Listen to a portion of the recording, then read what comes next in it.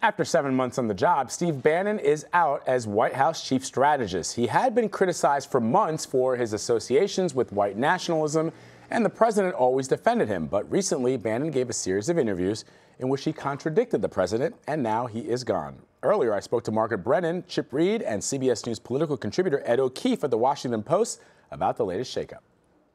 And this is perhaps one of the most significant, if not the single most so far, because Steve Bannon was part of that campaign in a significant way. The president himself earlier this week in that contentious news conference downplayed Steve Bannon's role in his election. But Steve Bannon is someone who comes with a lot of deep political alliances and very influential political backers.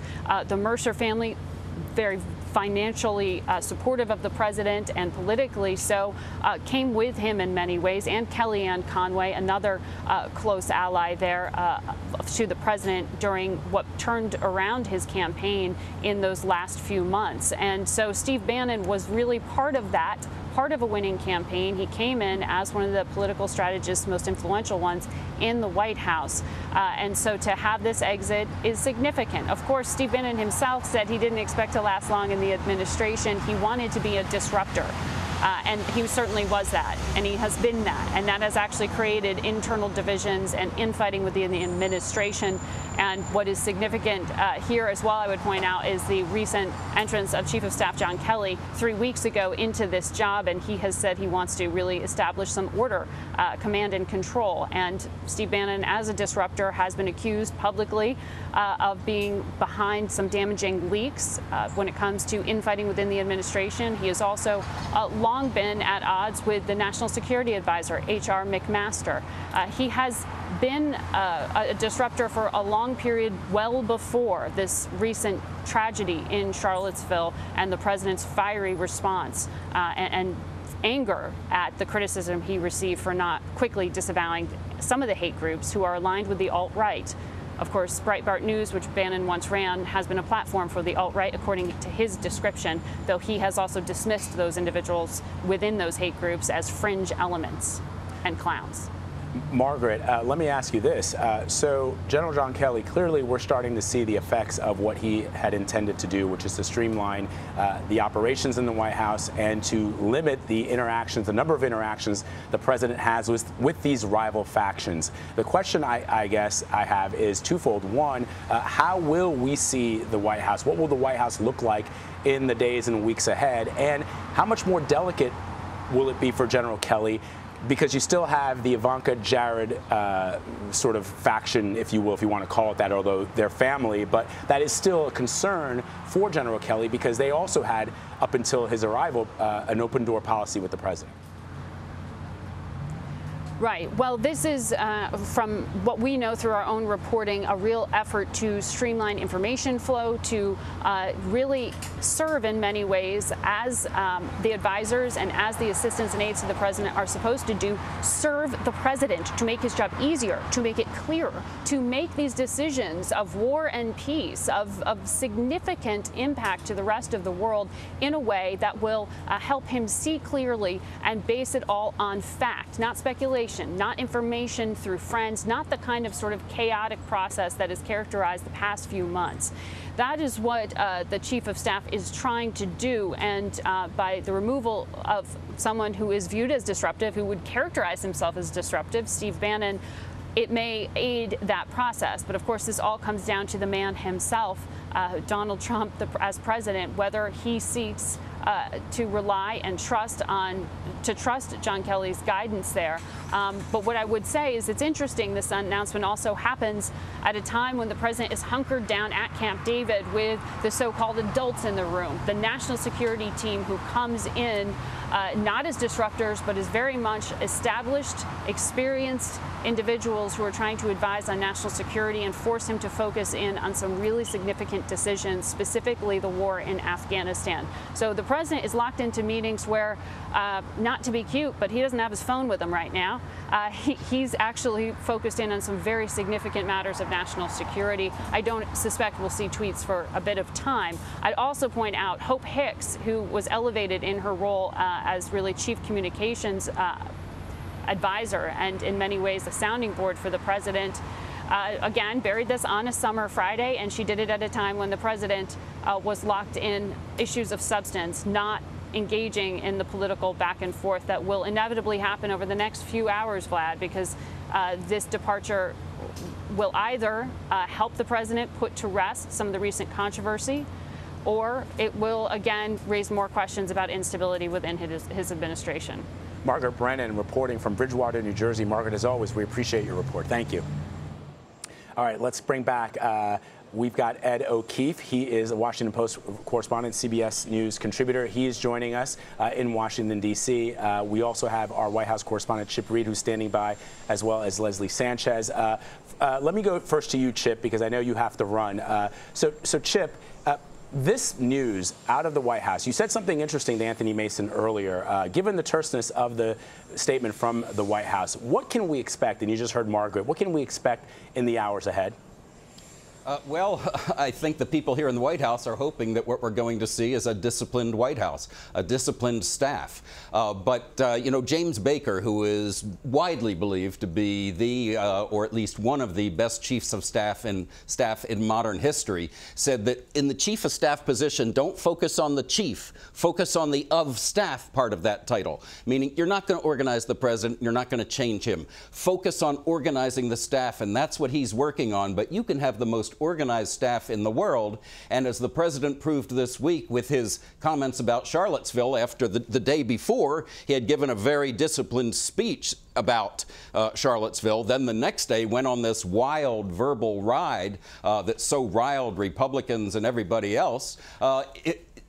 Even John Kelly, a very disciplined four-star general, is not going to be able to control what President Trump does. But he is going to do his best to put into place a very disciplined, hierarchical staff here in the White House that will be able to get some work done instead of spending a huge amount of their time feuding. And Chip, so that's the question that a lot of people are going to have. Just in covering the White House, what have you noticed over the past couple of weeks that General Kelly has been in his position as chief of staff? I mean, look, there is that, on one hand, we're seeing these moves, we're seeing these changes that are happening when it comes to staffing. On the other, that surreal press conference that the president gave in response to the tragic events in Charlotte, and that one camera that was trained on General Kelly as President Trump made all sorts of wild accusations, sort of belied what was sort of going through his mind. People were trying to figure that out. Yeah. What have you seen just tangibly over the last couple of weeks? Well, over the last couple of weeks, I think you saw a White House staff becoming more disciplined in certain aspects, in certain respects. But on the other hand, you had Steve Bannon giving this series of interviews that he later claimed were off the record, but he never said they were off the record, making all sorts of controversial statements. So the word coming out of the White House on so many different issues was so inconsistent with what the White House message was supposed to be on issues from race to North Korea that it really looked like a very undisciplined White House. Well, now they've done away with Steve Bannon. So perhaps the White House staff will get into an orderly way of operating. But again, you've still got President Trump, and you just never know what he's going to do. Absolutely. Chip Reid reporting from the White House. Thank you, Chip. We appreciate it. You bet. Let's bring back CBS News political contributor and reporter for the Washington Post, Ed O'Keefe. He's joining us as well to talk about all this. I want to jump off something that Chip and Margaret were both talking about. On one hand, you're seeing the streamlining that General Kelly was brought in to do when it comes to the staff. On the other hand, at the end of the day, there is still one person that perhaps General Kelly will be unable to control, and that is the President of the United States himself, as evidenced by that shot, that photograph, and that video of him listening with his head bowed as the President equated neo-Nazis and white supremacists to people who were out there protesting their presence there in Charlottesville. That's going to be a much more difficult road ahead for General Kelly.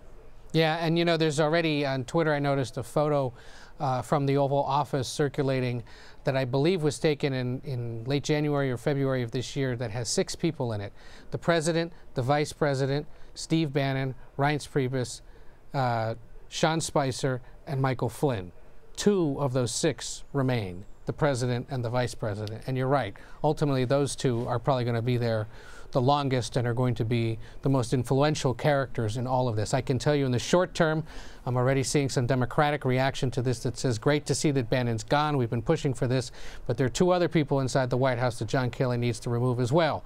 Sebastian Gorka and Stephen Miller, two aides to the president who share similar views from Steve Bannon regarding nationalism, who've been saying and doing certain things in the wake of Charlottesville that are concerning to people. Miller especially also a big critic of immigration, which is a big concern to both members of both parties.